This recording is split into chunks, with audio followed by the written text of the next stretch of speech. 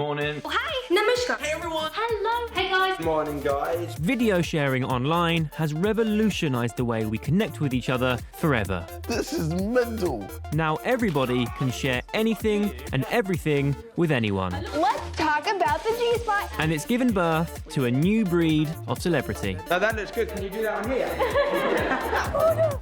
By simply turning the camera on themselves, vloggers, video bloggers, have billions of people watching them online. Feel like you know them even though you haven't met. They're sticking two fingers up to the old media establishment. This is so cool. They sell out stadiums and have fan bases boy bands would kill for. With jet-set lifestyles, record-breaking book and DVD sales, they're mixing with Hollywood A-listers and have the ear of the world's most powerful people. Michelle Obama. This new media landscape has the power to transform lives. But there's also a darker side. That is harassment, violation, assault. I was miserable. Vloggers are now amongst the most influential people on the planet. This is the rise of the superstar vloggers. Hello best friends, here I am, vlogging, filming my YouTube channel stuff. I'm here today at Jamie Oliver's kitchen, here he is. Today has been mental. That was a fun flight, wasn't it boys? It's gonna be a good day today. I'm Jim Chapman, and I make a living by filming my everyday life and uploading it to the internet.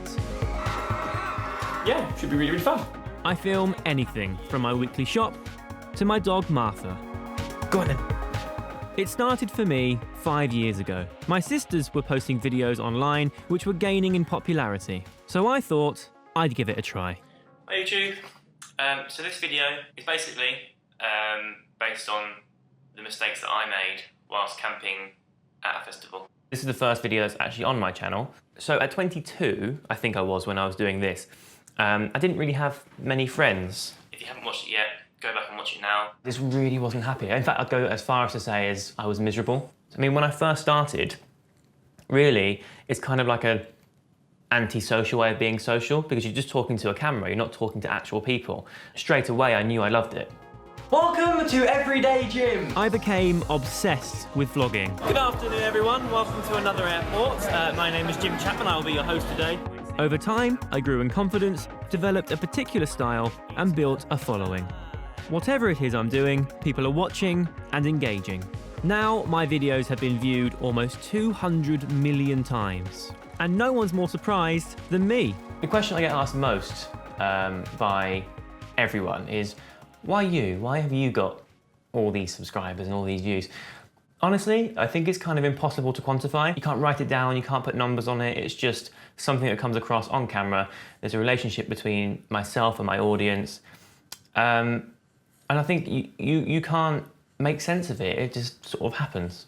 If you try and define the single thing that makes a vlogger successful, I think it's an impossible task. Having a great personality, being funny, being engaging, being relatable. You've got to connect with people on a personal level millions and millions of times over, as well as having that secret sauce that puts you head and shoulders above the rest. And people are liking what they see, no matter how trivial or everyday the content is. So why don't you come along? Let's enjoy the day. Vlogging has become a global phenomenon, adopted by millions of others who have a desire to share their stories too. Telling stories about our lives is a basic human instinct and need that we have to relate to other people. We've done it when we sat around the campfires as cavemen and women. We do it through soap operas, we do it through talk shows and reality TV, and vlogging is really the next stage of that. 10 years ago, YouTube was launched. All right, who is watching YouTube? Increasing availability of the internet and cheap technology meant uploading videos became widely accessible and easy to do. Vlogging was born. I find your videos strangely compelling. Video creators began uploading anything, from the insane to the mundane. People are watching me vlog and probably think I'm nuts. Nothing was off limits. A fascinating place to go to see all the videos young people have produced. After 4 years, YouTube introduced adverts, making it possible to earn big money from shared revenue and endorsements. The internet became flooded with people showing their talents, sharing tips, or promoting products. And I like to use hair masks. The superstar vloggers began to emerge. I'm going to meet some of the biggest names in the vlogging world to discover what vlogging means to them. Why do they stand out? And what does it say about all of us? Good morning, guys. How are you doing? Alfie Days and his vlogging girlfriend Zoella are internet royalty. When visitors to London's Madame Tussauds were asked who should be this year's addition to their Waxwork Hall of Fame, Zoe and Alfie received more votes than any other celebrity. We're here, we're in Madame Tussauds in London because today is the official launch, party evening of Zoe and I. Oh my god. It's so weird. Starting when he was only 16, Alfie's videos have now clocked up 750 million views. What have you been up to today? I've been putting fake tattoos all over my arm. I need to get to the gym. This morning, I've just been doing house chores and jobs. His videos are about anything, from yoga to sausages to helicopter rides.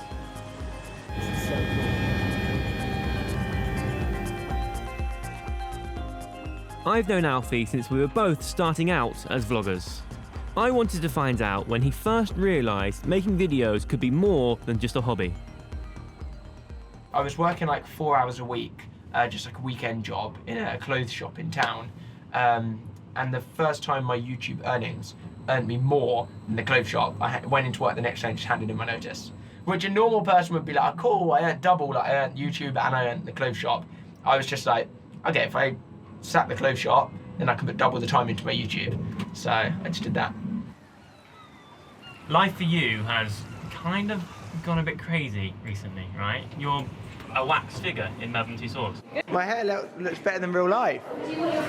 No, that looks good. Can you do that on here? Yeah, I think all of us have been, we've been offered and done some crazy stuff that we never ever expected.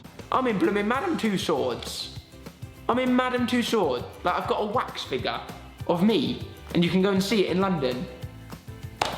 That is insane. That is actual concrete evidence of the level at which you are. Genuinely at that level, in the same room as Kim Kardashian and David Beckham and the Queen and the leader of the free world. It's crazy to think that people have voted for you to be in the same company as those people, immortalised forever in wax. Yeah. That's... I can't even get my head around kind of how far this has come in the last 5 years.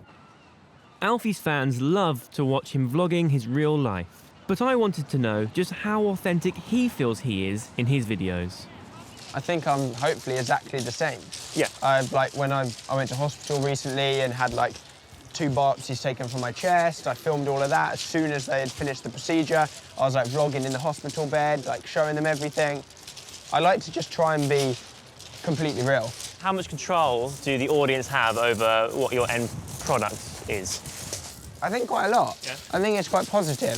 I think it's such a strong relationship. These people know me better than some of my friends know me. They know everything about me, and I love that.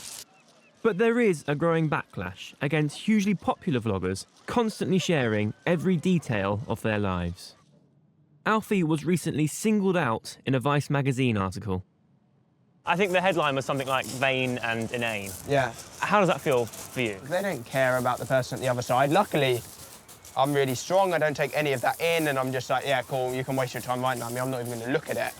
Part of it is because a lack of understanding. Yeah. Just not knowing the form of media that YouTube is. Yeah. And the thing that I think is the most important thing to remember is that as soon as I tick upload, or you tick upload, or whoever puts upload on their video, that's it. We're not making people watch it. People are spending their time clicking on my channel, clicking on my videos because they want to watch it. We're not making them do that. They're choosing to do that. And I think that's the most powerful thing. Global fame now means it's virtually impossible for Alfie to walk the streets without being recognised. What's your name? Nice to meet you. Bless you. Can I take a picture? Yeah, of course you can, sure. Okay, ready? 1, 2, 3. There you go. It's lovely to meet you. I'm here Brighton because I watched your video with Zoella and everyone walking around Brighton. Ah, do you enjoy it? Yeah, see you later. See you later. Have a nice day. Bye-bye. Often they know so much about me from being like uploading every single day that it's just like chatting to a friend. Yeah. So. Hi. Hello, how you doing? I'm from Australia, hoping to bump into you. Oh, no way. That's it. so awesome. Have a lovely day. What do you see for yourself, for the rest of us, for vlogging in general, in the next 5-10 years? I think it's just going to grow and grow. Yeah. Like, there is so much more than just, oh, I like this person's videos now. Yeah, sure. Like, they're buying books to do with us, they're buying, like, merchandise, it's like turning up to events to meet you, coming up to us in the street. It's so much more than simply watching the videos. Alfie really loves what he does. He has a real passion for it. He consumes so much vlogging, but also has a real passion for creating it too. And he sees what he does as legitimate. He dismisses the critics and has confidence in the media he works within and knows it's of value. He also sees a future for vlogging in general. He knows that it's just getting bigger and bigger. And here they are, fresh from their triumphant appearances in the United States. Throughout the decades, from the Beatles to the Spice Girls to One Direction, individuals have been plucked from obscurity and propelled to superstardom. But this is not the music industry. It's people simply documenting and sharing their ordinary lives.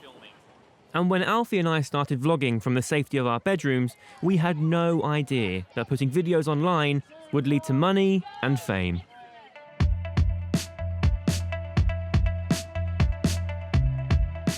And the wealth and stardom that can come from uploading videos is potentially enormous. KSI is the biggest British internet superstar. I don't know what I'm doing! The shy kid from Watford developed a larger-than-life on-screen personality, which attracted a huge following. So I'm gonna see if I can try and wake myself up in the whole of my journey.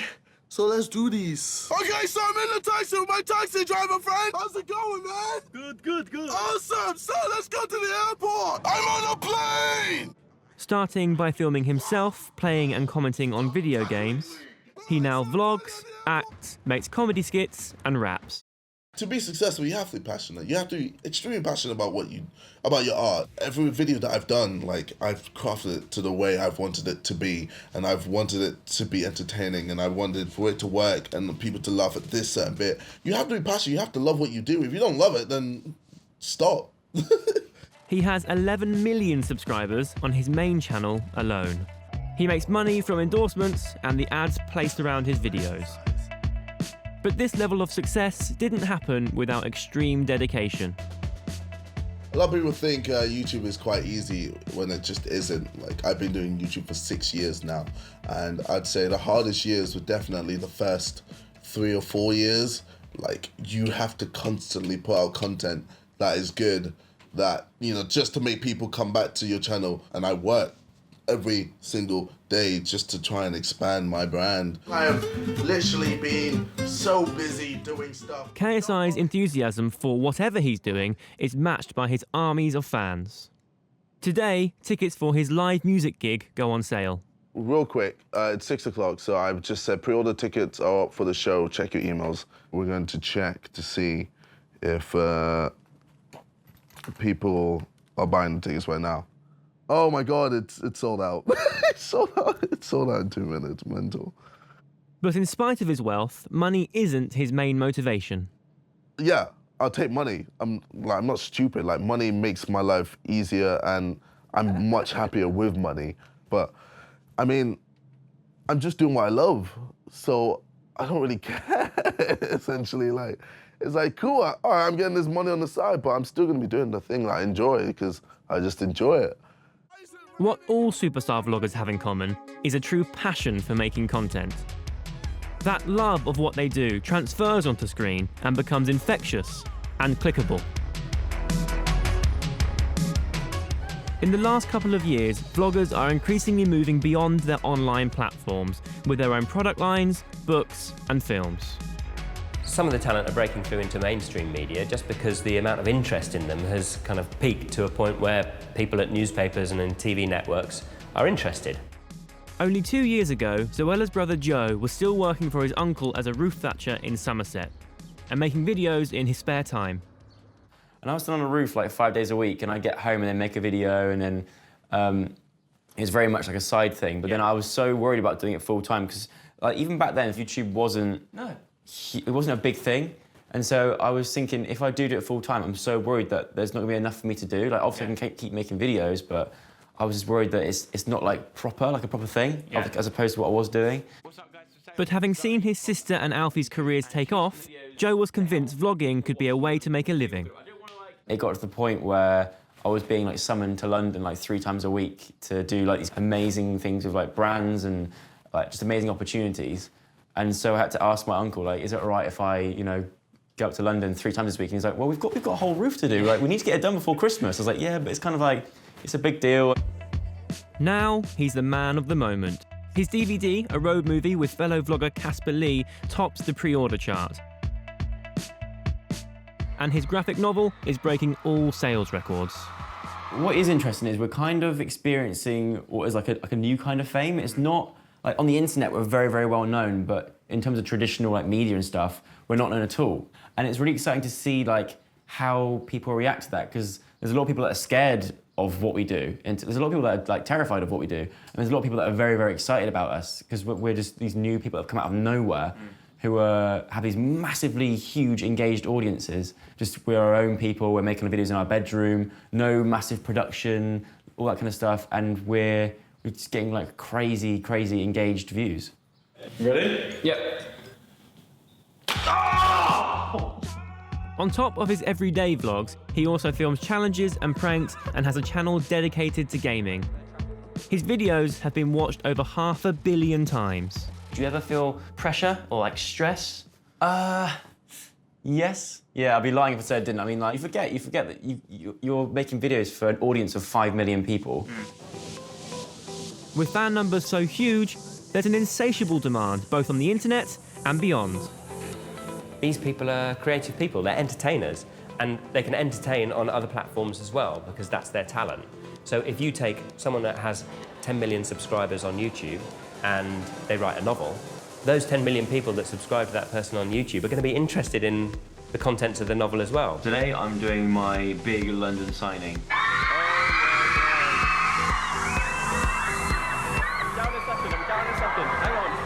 At the launch of Joe's graphic novel, 1,000 dedicated fans queued for hours, just for a hug and a selfie.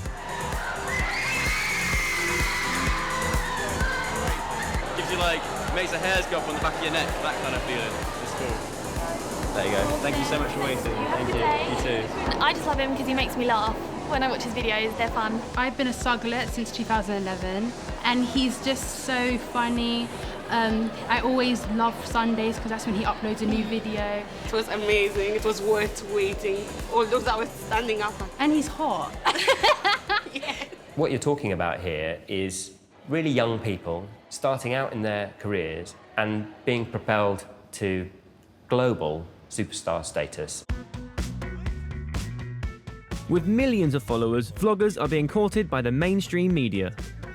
Alfie, Zoe and Joe were part of the Band-Aid single. KSI is selling out music venues. And Zoe appeared on the Great Comic Relief Bake Off. But for me, being comfortable with my celebrity status in the virtual world doesn't necessarily translate to being confident with fame in the real world. I'm really nervous right now. I'm about to go to Leicester Square to host the red carpet of the premiere of Matt Damon's new film called The Martian. And because this is kind of like a new avenue for me, I don't often do a lot of live stuff to an audience that isn't already mine. It always is terrifying.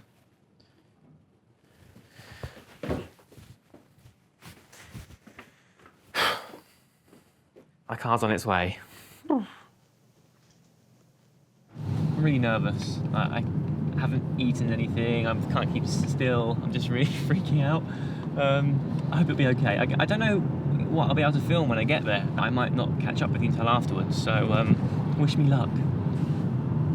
Now I think about it, it's very odd that I talk to this thing and then post it on the internet, but the end result is really lovely. It's a community at the other end watching and participating. They're leaving comments. They're really involved in my life, and I think it's brilliant that I can reach them whenever I want to, however I want to, just by talking and saying what's on my mind. Vlogging is not about a single person in front of a camera, like broadcasting content. It really is about that interaction with the audience, the other person also reacting, the people who are viewing reacting to what they do, giving them that sense of support and that what they're doing is appreciated.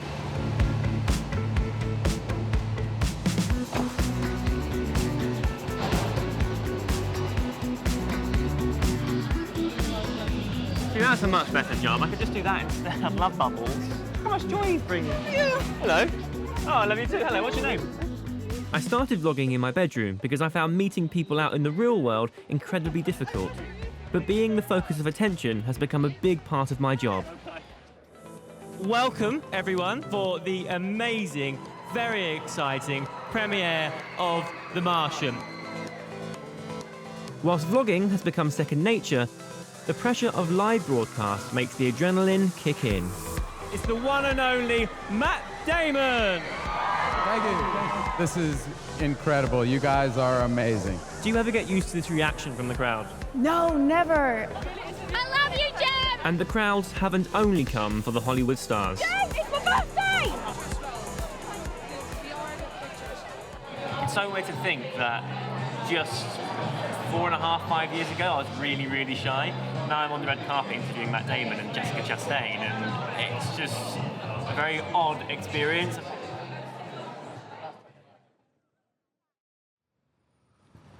Hello everyone, welcome to a very rainy day in Norwich. Norwich is obviously where I'm from, it's my hometown, and I'm here today with the BBC. Here's Trevor. He's filming me filming stuff. It's kind of like Inception. When vlogging's your job, you're constantly looking for an opportunity to film something. And I guess I will keep you updated with things as they happen, but I think first stop is to see my sisters. My sisters inspired me to start vlogging.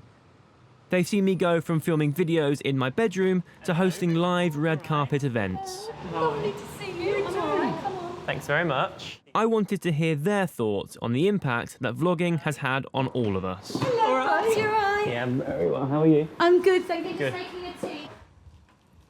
What is this thing that you're doing today? So, we are investigating the phenomenon of vlogging. So, where it started, where it is now, and where we think it's going to go in the future. I want to know where it's going to go in the future. Yeah, me too. But I think you probably are more pertinent to where it all started, because you We're were like kind of future-proof. Yeah, well, you were kind of the originals. We're the grandmothers of YouTube. Yeah. We've been there since, well, it had been going 2 years before we joined. 2 or 3.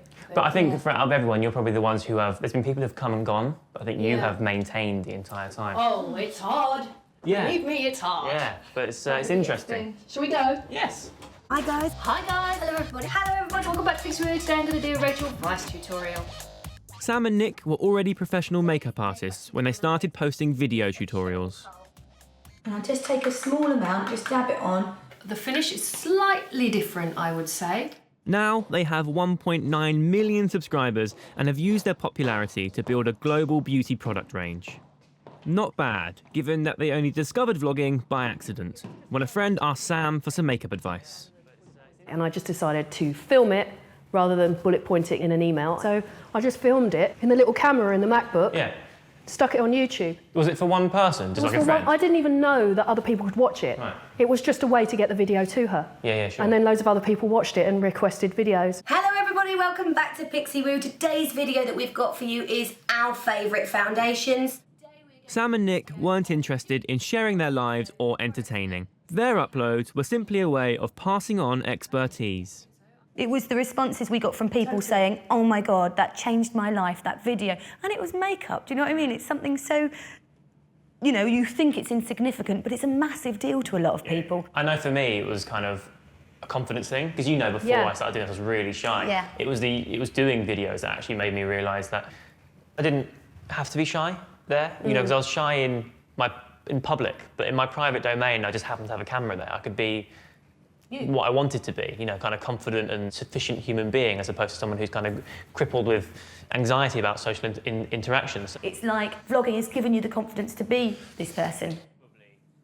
In 2014, my sisters uploaded a video that was very unlike their usual makeup tutorials. It was about events that had a big impact on our family when we were growing up. So a lot of you will recognise our mum. Hi everybody.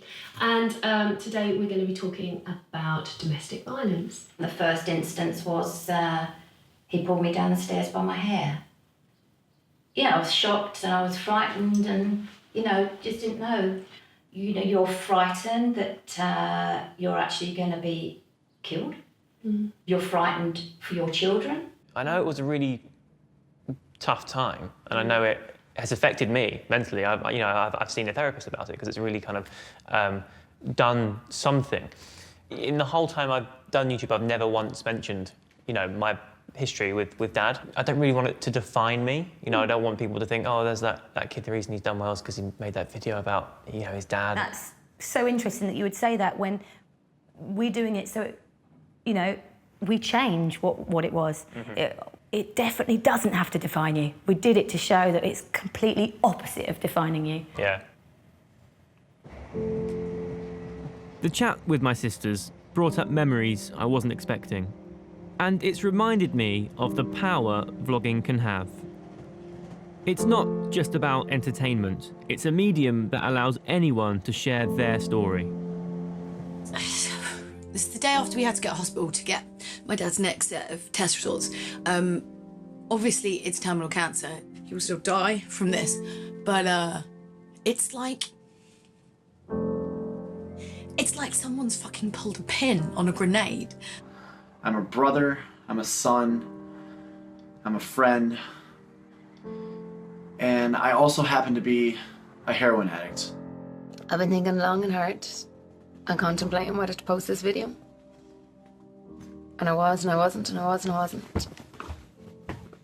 I finally decided, after a lot of thinking, that, yeah, I need to do this for me and my children. I need to raise awareness. With vlogging, the creator-to-viewer relationship is intimate and intense. Fans not only feel like they know their favourite vloggers, they can contact them directly, commenting on videos in a public space. But this can have positive and negative consequences. One vlogger who's felt the impact of viewer comments is Sammy Maria. Hey guys, it's Sunday morning and I'm back. So I've just been kind of watching a few YouTube videos and like looking at your comments and everything. Sammy Maria is a fashion and style vlogger with her own clothing range. In many ways, Sammy is living the dream. But when the relationship with her vlogger boyfriend ended, online speculation grew to such an extent, she felt compelled to publicly respond. I didn't want to do this video for a long time because, for one, why bring it up again? It's been ages. What became one of Sammy's most watched videos was not her usual kind of content.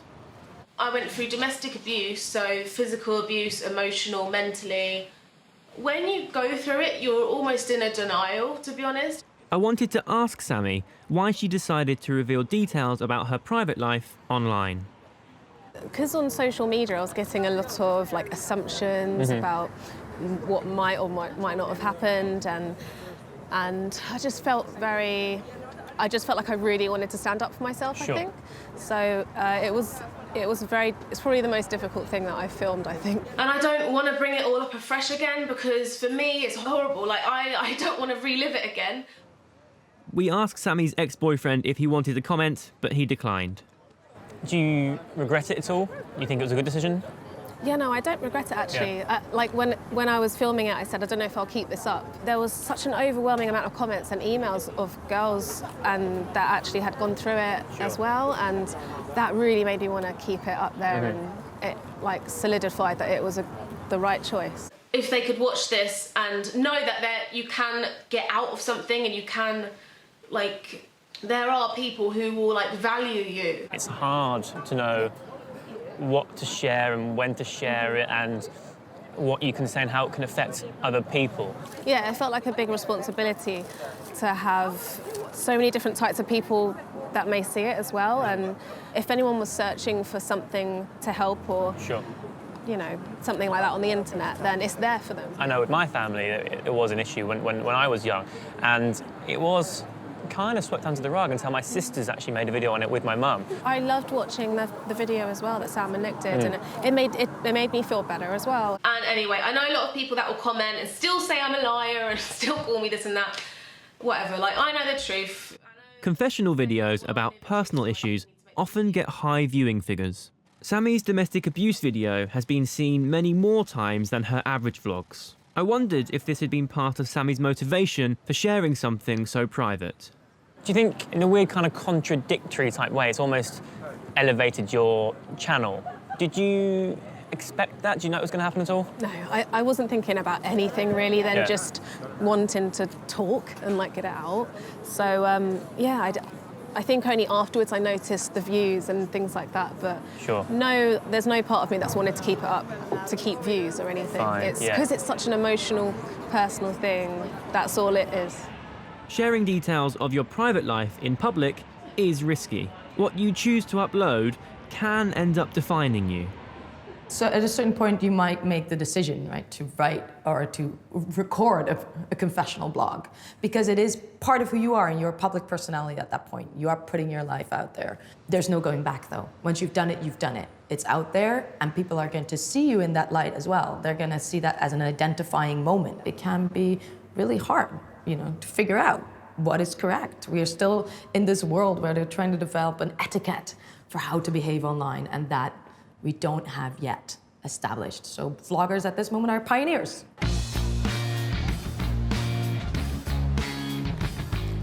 I've come to LA, the vlogging capital of the United States. And here, the world's biggest vloggers are shaking things up, elbowing out the old stars and establishing themselves as the new glitterati. None more so than my good friend, Tyler Oakley. Well, hello everybody, my name is Tyler Oakley, and I have had the best day ever. With over 500 million views, enormous global success, and his face splashed across billboards all over America, Tyler is a sensation in the vlogging world and way beyond. Hey! Hey! How you doing? How are you? I'm all right, thank you. Good to see you. Welcome to America. Thank you. From the outset, Tyler's background and sexuality have been subjects he's been happy to share.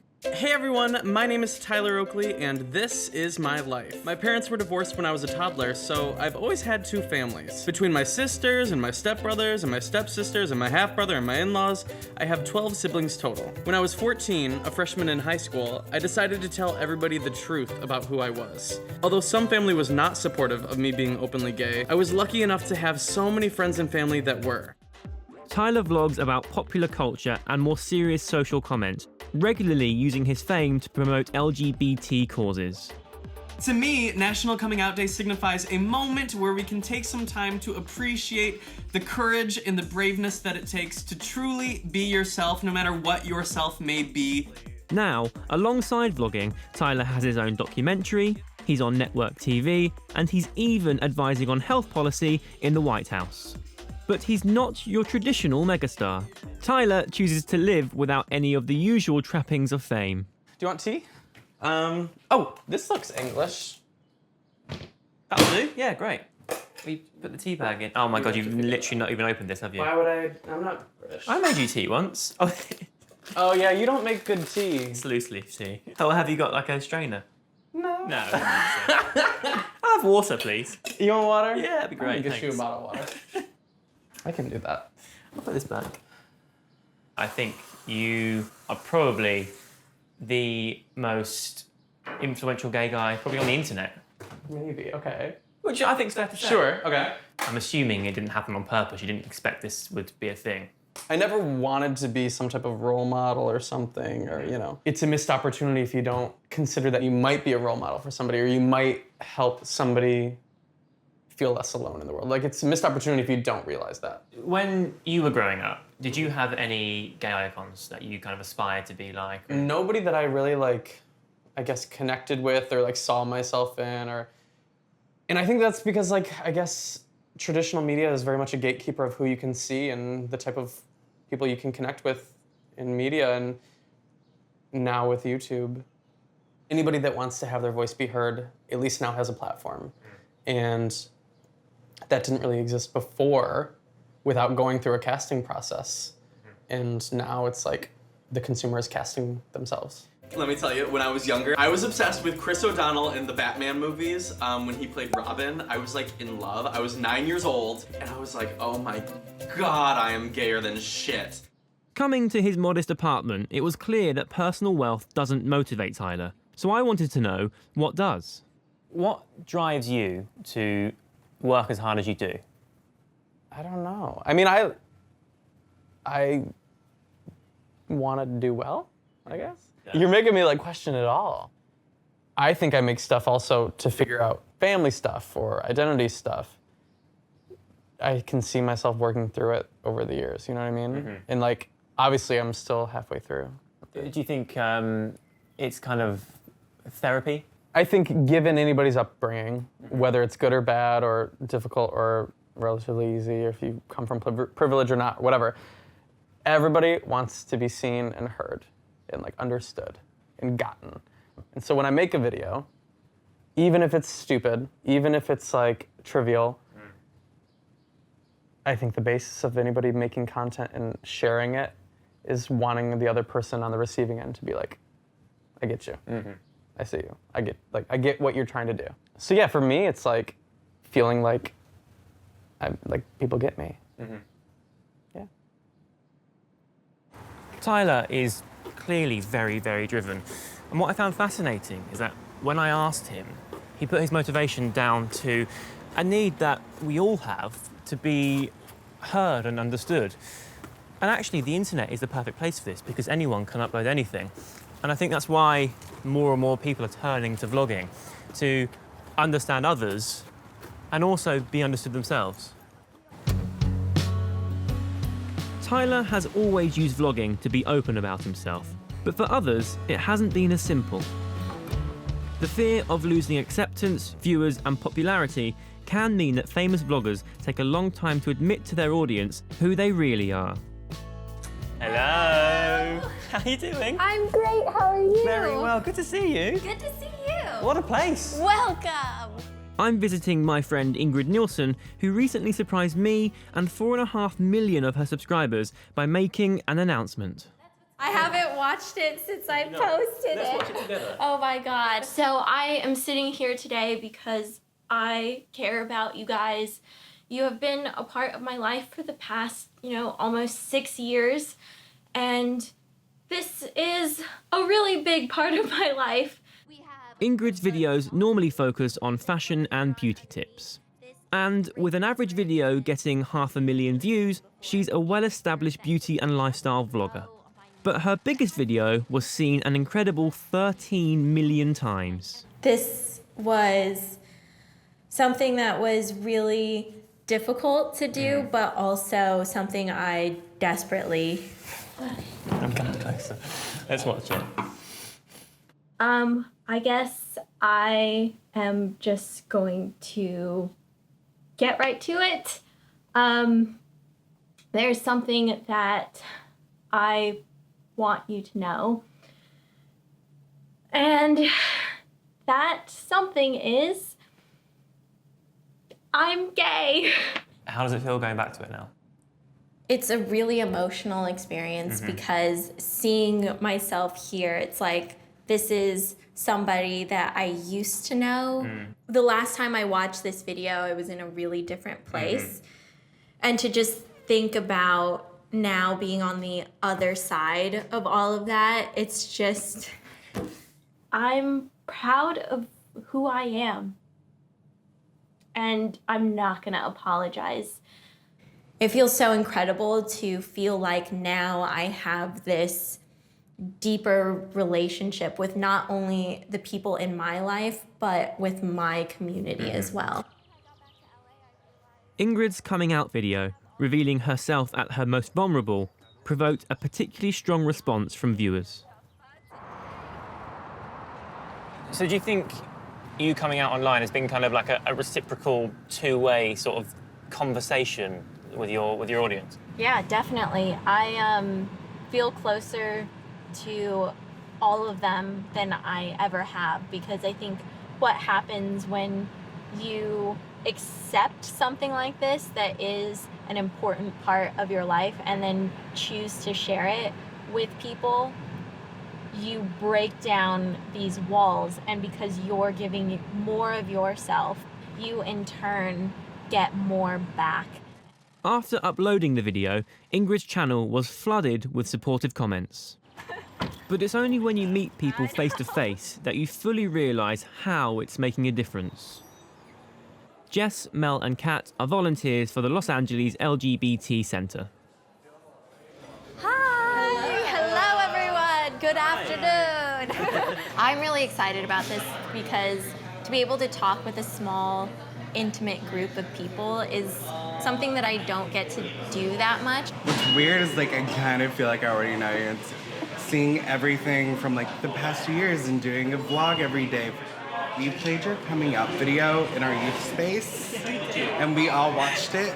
So, do you think that vlogging now is kind of a way for people to be diverse and also have access to people that they identify with too? What I really like about vlogging is that it's having people who watch like your videos, for example, for beauty tips, and then you come out and they're like, whoa, I've never met a gay person in my life. You're giving them an access point to a community they may otherwise not know anything about. And I think that's really awesome. So when I saw you come out, it just made me really happy to see not only that you're part of the beauty and lifestyle community, it's just like to see more of LGBT representation. If I had seen that when I was younger, it probably would have changed so much for me. I think it's awesome because it's a medium you can be real and be vulnerable. Like you can have your beauty ones, but then you can also have one where you come out or you talk about what's going on in your life. And I think that everything in between, it's okay. You're brave enough to put that on camera and you're showing kids that they can be that brave. Being able to see everyone flourish on YouTube, it's so accessible for someone. Like that helped me a lot. It's like right now I don't have my family on my side. It's like really sucky. But it's like I can turn on YouTube and it's like people are putting, sorry. Are there napkins? No. Oh, here we go. I feel like I find someone to identify with and be like, I'm not alone in this. We're taking steps and we're getting there. And kids in future generations aren't even gonna have to think about the things that we've had to think about. And that's so amazing. I feel really privileged to have been part of that conversation. I think on a friendship, personal note with Ingrid, I'm really proud of the video she's made. The fact that she was open and honest and brave enough to put it out there on the internet and millions of people have seen it is something that I think is to be commended. Vlogging allows for a new kind of relationship between those on screen and those watching. For fans able to communicate directly with their idols, it can feel intense. But this illusion of closeness is also open to abuse. It's causing concern amongst high-profile vloggers.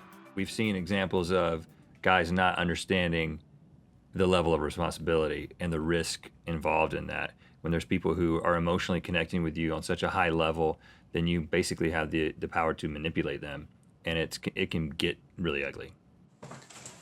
Hi, everybody. Mike Lombardo was a successful musician and YouTube star. One fan, allegedly manipulated by him, turned to vlogging to highlight her negative experience. In 2011, when I had just turned 15 years old, Mike Lombardo very suddenly took an interest in me. So he texted me, and immediately, right off the bat, he was just being very aggressive and kept trying to bring the conversation back to sex. He asked me for nudes and offered to send me some of his.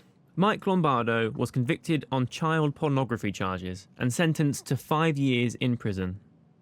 And there have been other accusations of vloggers abusing their celebrity status. I went to a meet and greet of a very popular YouTuber. After the meet and greet, it became apparent that the YouTuber was attracted to me and asked me to go to the cinema the next day. Later on in the film, he tried to put his hands on and near various parts of my body that I wasn't comfortable with, so I moved them away. He then tried to move my hands onto different parts of his body. I was taken advantage of both as a minor and as a fan. The person I had this experience with was Sam Pepper, and whilst I haven't let it define me and I don't want it to define me as a person online, it's become evident from his recent videos that he hasn't changed.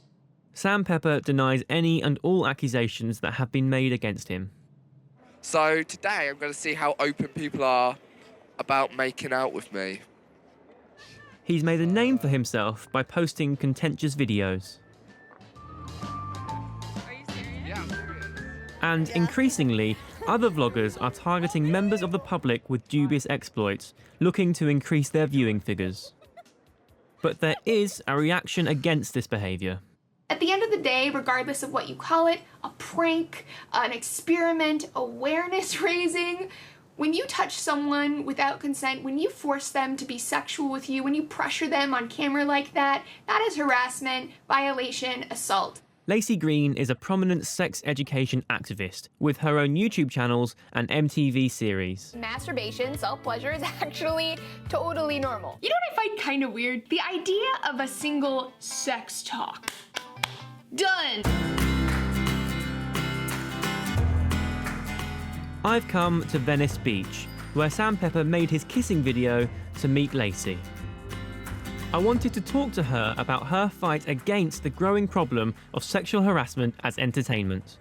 This is the video I think that caused most controversy. Today I'm going to be pinching girls' bums with my secret hand. Do you know where the Apple store is? I don't know if it's that way or... I don't know, I'm not really from here. What the hell? I think... What the fuck? You can see the women in these shots are quite uncomfortable. They're like, what the fuck was that? I think that little old lady pinched her bum. Anyway, nice to meet you. Oh my god. I don't like that. There's no way that I could have ignored this.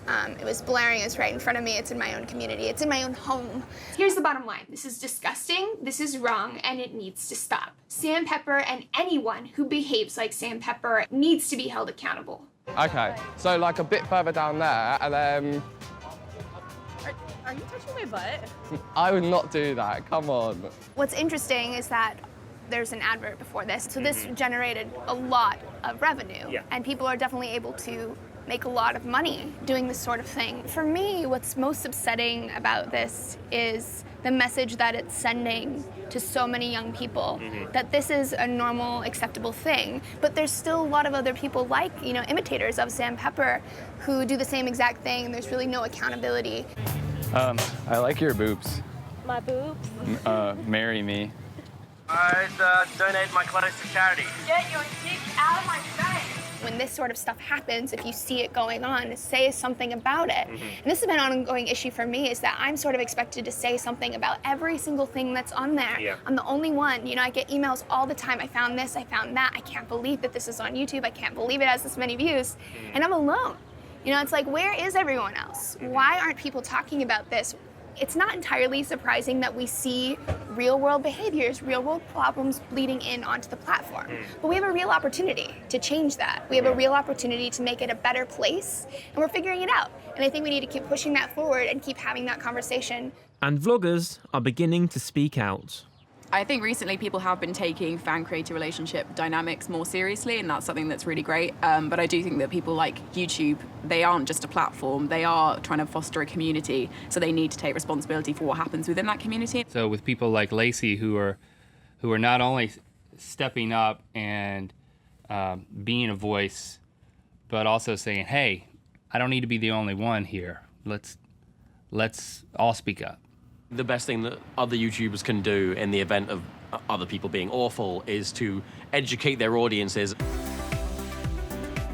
As the reach and power of vlogging grows ever bigger, brands are desperate to exploit its influence. This can be extremely lucrative for prominent social media stars. We've been working with EE for something very cool. Tommy Hilfiger invited me to come to their New York Fashion Week show. I wanted to show you a few items from the Body Shop's Vitamin E range. It's my own personal crave, Cater-sized crave. So sometimes these people start, let's call it relatively innocently, in talking about something that they're passionate about, and then slowly that changes into something that they realize is actually marketable, because there's people out there who are interested in their expertise and their experiences, and they can associate that with products. But it's not just merchandise they're advertising. Vloggers are selling their lifestyles too. And being your own brand can create its own pressure. I have an insight into a world of social media that I believe not many people are aware of in terms of how it works in advertisements, how I know a lot of other social media personalities and just how fake it all is. Asina O'Neill was a teenage model and Instagram star who recently quit all forms of social media. I had the dream life. I had 500,000 people interested in me on social media, on Instagram, sorry. I had over 100,000 views on most of my videos on YouTube.